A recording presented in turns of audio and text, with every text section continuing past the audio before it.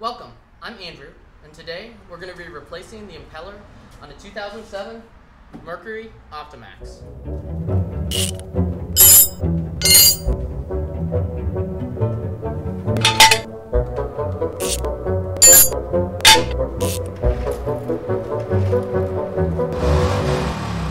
This is the after-work garage. So this has been a great motor for me. Caught lots of fish out of this boat. And I actually replaced the impeller not too long ago. But a few months back, I took my buddy out fishing, and this happened. We were in the Kansas River, probably a little farther up than we should have been, and the water was real low. We got the boat stuck. And in a bid to get back to the boat ramp, the motor, and these cooling, where the cooling water intake is, ingested a whole bunch of sand. In fact, it packed the tube that went into the engine with sand, packed the impeller housing with sand, and ended up filling the engine with sand. So a while back, to get it back on the water, I took the lower unit off. We're going to do that later today. Flushed out the tube, flushed out the water where it comes out by the exhaust, and then took this cover off. Just a matter of taking these 4 bolts. There's one here, one here, one here, and one up here. And this comes off. Pardon my RTV usage. Sorry, I didn't have a gasket. But I made sure not to get any in the passage, even though somehow it looks like I got it basically everywhere else. In the water passages, that is. Behind this is the poppet valve, which is just a valve that opens when the motor gets to a certain speed and a certain pressure. That's to allow more water through the block when there's a high load. Alright, so the first thing we're going to do to change out the impeller, which is housed down in the lower unit, is raise the motor up. To get the lower unit off, there's a number of bolts. One here, and one under here. There's also 2 on the other side. We'll take these off and drop the lower unit down. These bolts are 15 millimeter, and annoyingly, you can't really get a socket in here. A gear wrench would be great.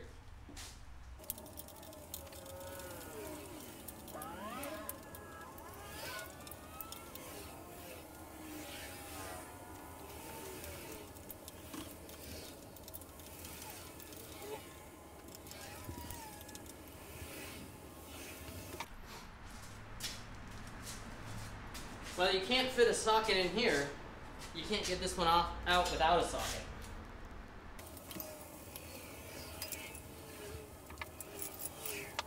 Alright, all the bolts are out now.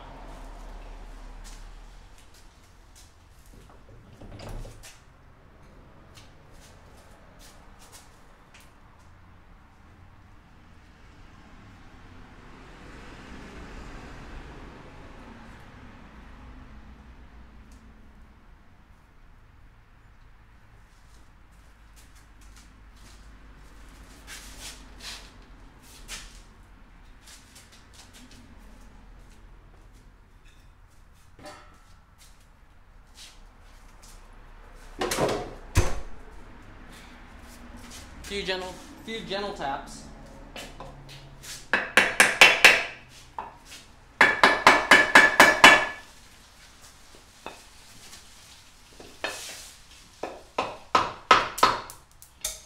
Here's that washer.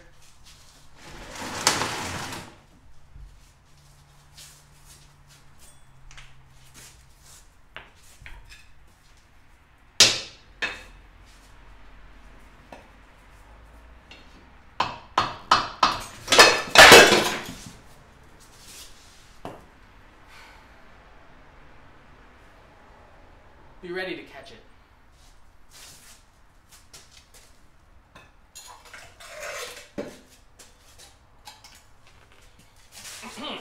Fortunately, no harm done. I think we've successfully delivered the lower unit.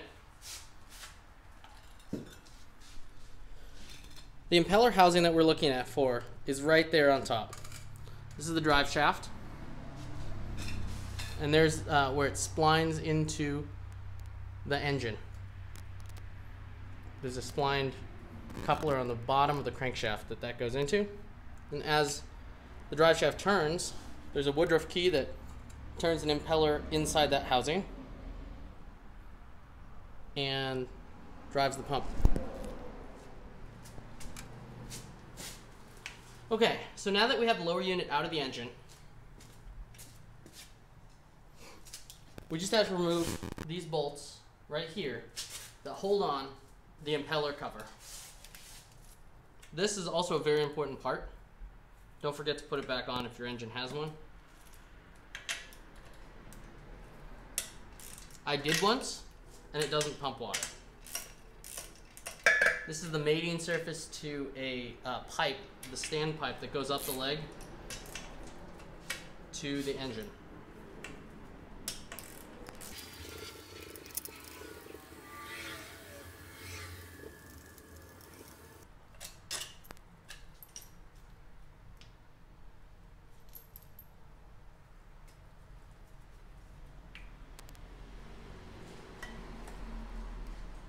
This rubber seal seals water and keeps it from coming up the drive shaft when this chamber is pressurized.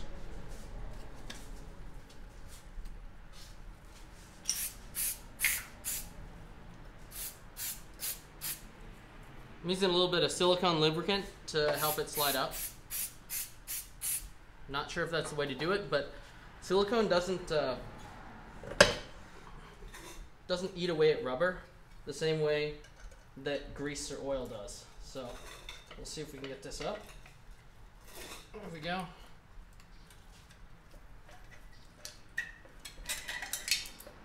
Here we are.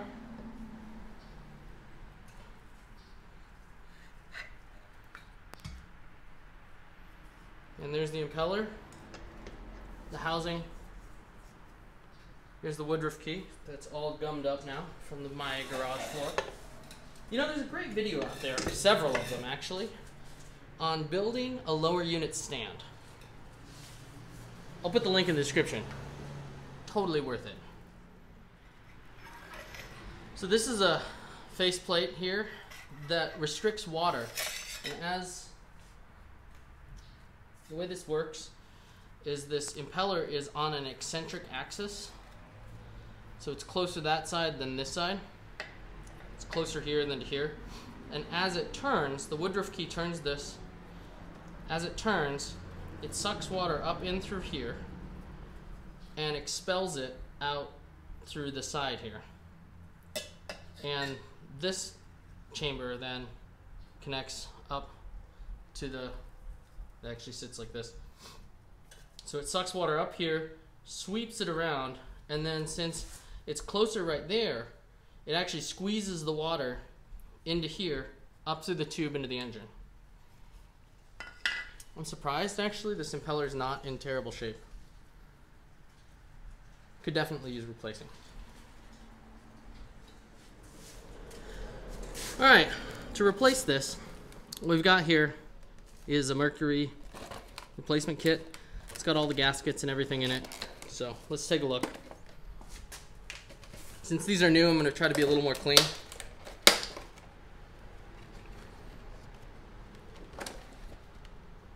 If you're curious, there's the product number for the Quicksilver.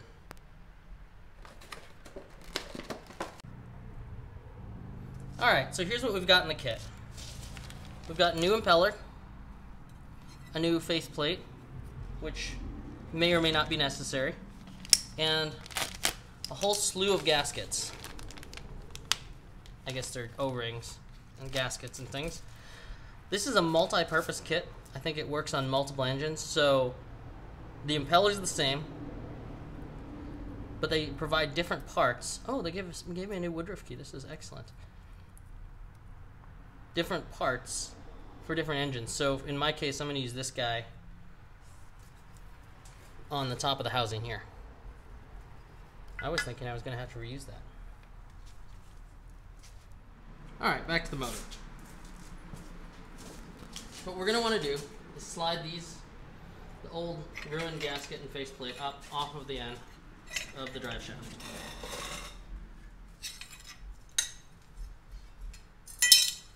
We'll just kind of compare everything and take a look.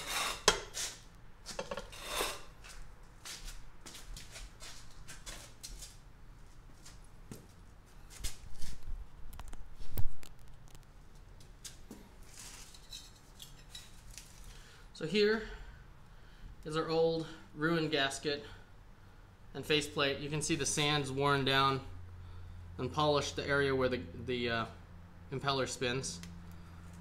That's obviously seen better days. And so that's this guy. And on the bottom here, the old gasket that fit here, we have the replacement here. I'm going to grab a paper towel, kind of wipe everything down, wipe all the new surfaces and the gasket surfaces down. Doesn't help when it's fall and it's blowing leaves into my garage. Alright, I'm back.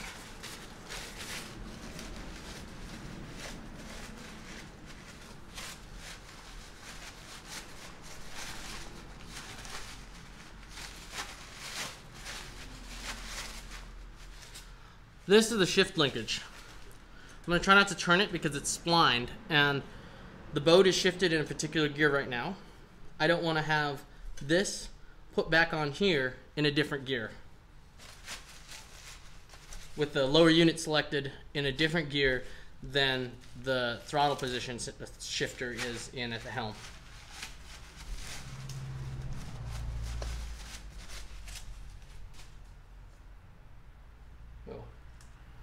Okay, not the cleanest, but it'll do. So the first gasket down is this. This is actually a metal gasket. So this is going to set down on top.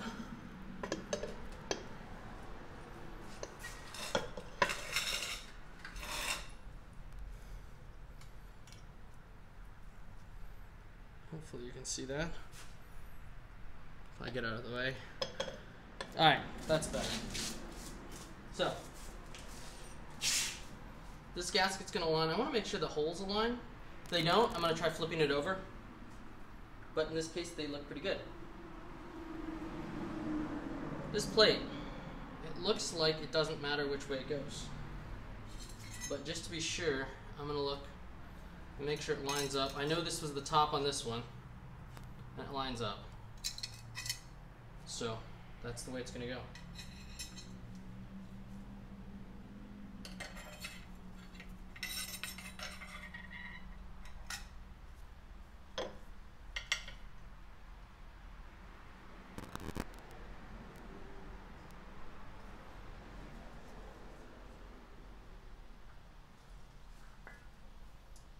Next, we have this gasket.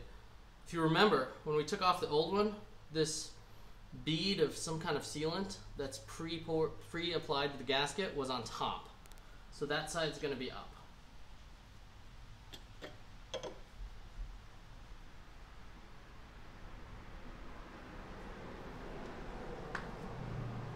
This, it's gross. I'm going to clean it. Alright, now it's acceptably clean. Not great, but importantly, all the major gunk around this surface here and around here that's going to impede the sealing of this housing is gone. So, we have to put the new impeller in. There's really not, from what I can tell, a right or wrong way to put it this way or this way. But remember, you have to squeeze it in there. Some people have special liquids they like to put on it, like vegetable oil. I don't know. I'm going to use a little bit of silicone, but that's probably the incorrect thing to do. Squeeze this housing in. Make sure when you're squeezing it in, the rotation of the shaft is going to be the same way as the impeller is bent. So in this case, the shaft's going to rotate this way, which this is in forward right now. And if I'm turning the shaft,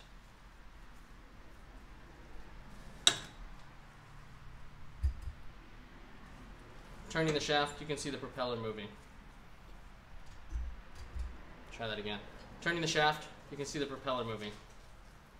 So that's a good check.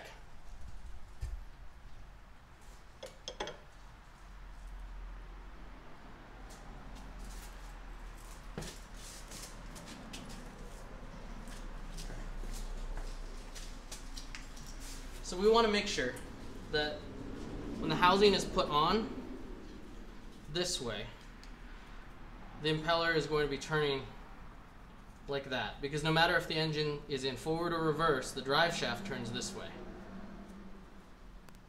So if we keep that in mind, housing is going to be this way, impeller's turning this way. We're going to want to squeeze it in this direction, like so.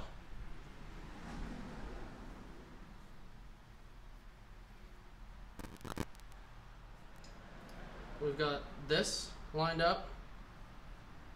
Sometimes if this wants to center itself more, then if the impeller wants to center itself more over here, as you put it on the shaft, you'll have to squish it over just a little bit. But in this case, it looks pretty good.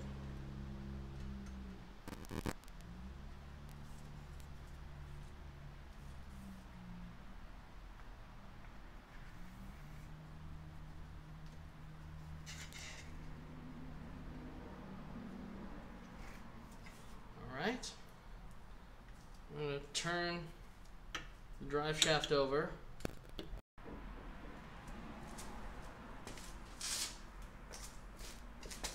Alright, so excuse that call there. So now we're going to make sure these bolt holes, these screw holes are lined up here on the bottom plate. I've got the new clean Woodruff key. And this will fit right in here. That little bump on that fits into a bump in the impeller, and that's what turns it. So we're going to get this lined up here and get this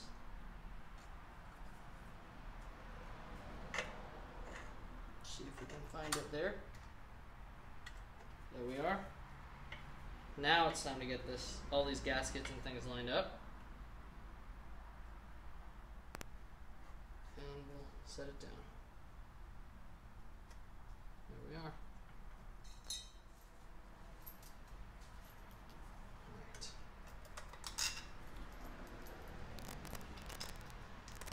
Stick these guys in here.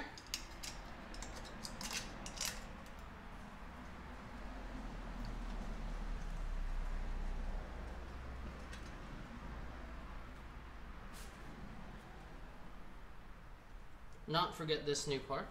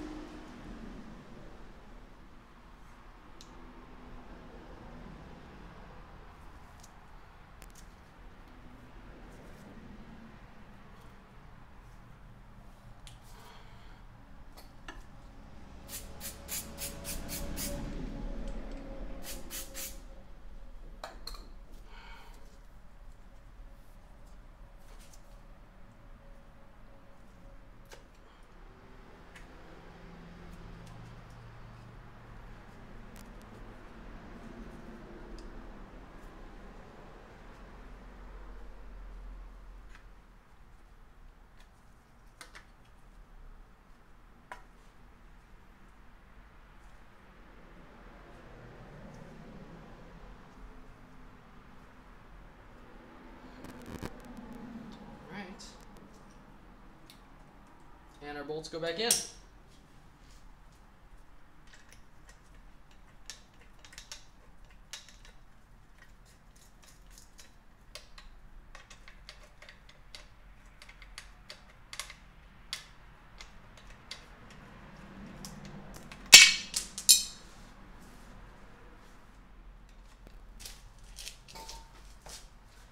Apparently I'm popular this evening. I'm getting a bunch of calls. Just putting our bolts back in.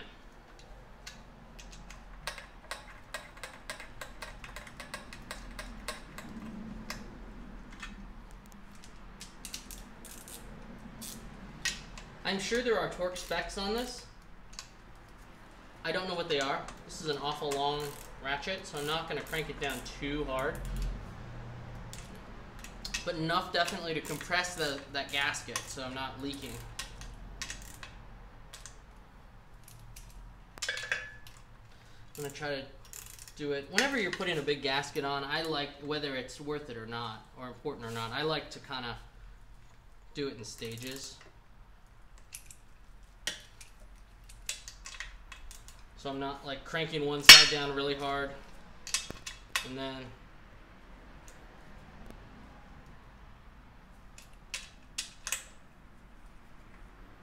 and having the other one completely undone.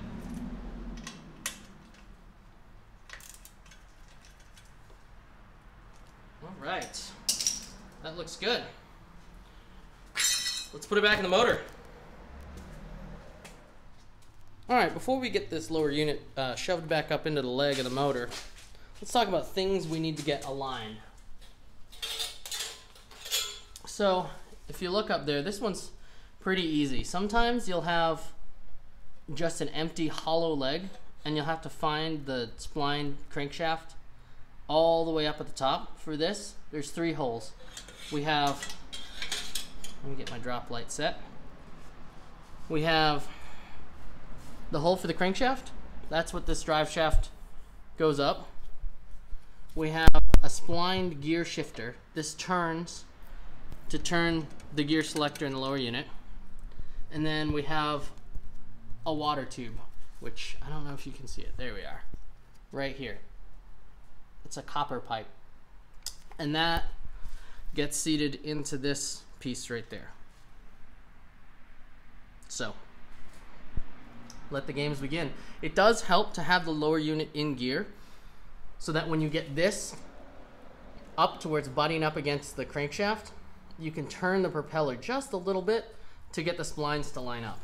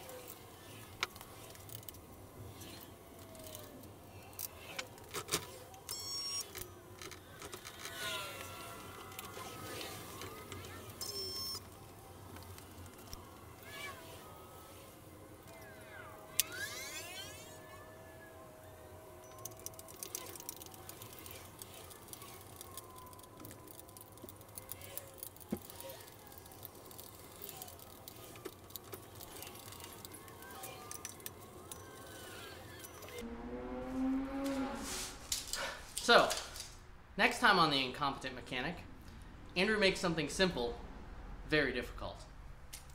Remember when I said not to turn the shift linkage in the lower unit? I turned the shift linkage in the lower unit. So the splines were out of alignment, and I thought for a while it was a locating dowel because there's a bunch of those and sometimes they can be stiff, but it wasn't. And then I tried to move the front, I tried to load it up with a little bit of pressure because I'm only one person. I can't push and move the throttle at the same time. So I put some nuts on there, but then it jammed up the throttle.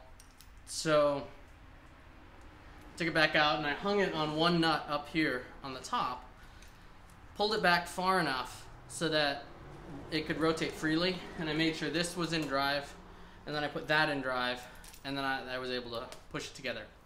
But long story short, I made something that can be a little challenging, much more difficult than it had to be. Anyways, we have a changed impeller. I just changed the lower unit oil in this, so it doesn't need to be done again. But this should last another Oh, year, maybe 2 years if I push it out that far. So I like to change them before they risk going bad.